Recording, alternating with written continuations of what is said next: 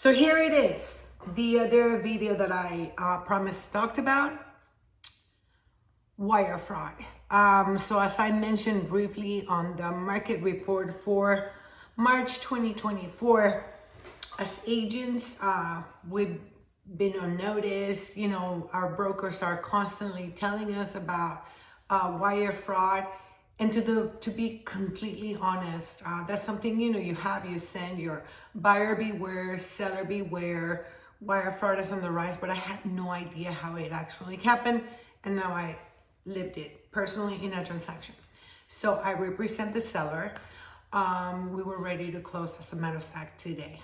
And yesterday, the buyers went to USAA, you know, because they got a wiring instruction from our title company, which is Mac9. And they went straight to USAA. They got their wire ready. They had a GFI number, a routing number, an account number, and so the money goes. I'm talking about over $30,000, which that is a tragedy in itself. As it turns out, the lender calls my title company and said, hey, why are you sending me the CD? The CD is the closing disclosure. What used to be called HUD in the old days, but anyway, that's what tells the lender the money that, you know, was going to be wired, how much money the buyer needs to bring in, how much money the seller is going to get out, etc. So the lender goes, why are you sending me this? You know, I already have it. And my title goes, no, I haven't sent anything. And that's when the snowball starts just pretty much coming downhill.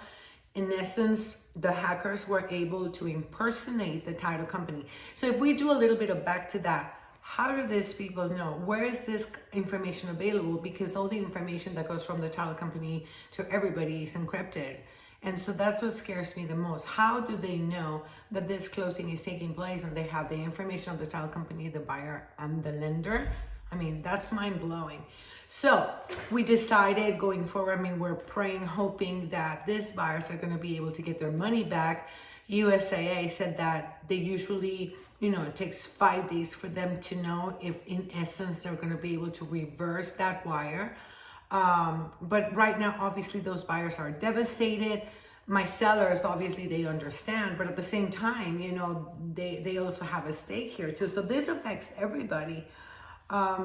So going forward, definitely as professionals, we need to educate that this is real beyond, you know, our just basic thing of providing those buyer, seller beware, you know, wire fraud is on the rise forms, because again, this is real. And so the measures that we're going to take going forward with my title company is that we will have this conversation, this affidavit that a buyer seller needs to sign saying that they cannot send any money until they have spoken with the title company.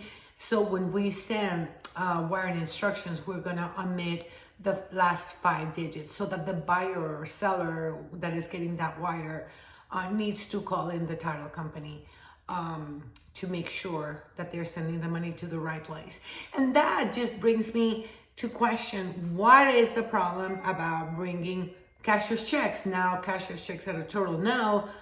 When if you're bringing a cashier's check, let's say for instance, I mean, come on, that means the buyer needs to go to their, you know, financial institution, get a check.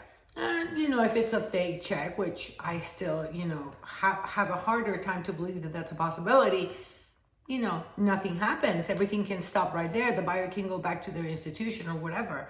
But this thing about cyberspace and sending the money, your money is out there. So anyway, just wanted to share this quick story about wire fraud, because now I am personally aware of how it works, and it's freaking scary. If you have any questions, it's me again. Thank you so much for stopping by. Just wanted to say real quick, if you want to check out some of our previous content, feel free to check out and click over here. And for our newest content, just do it on the opposite side. Thank you so much for stopping by. Again, an invitation for you to subscribe and like our content, and I hope to see you here very often.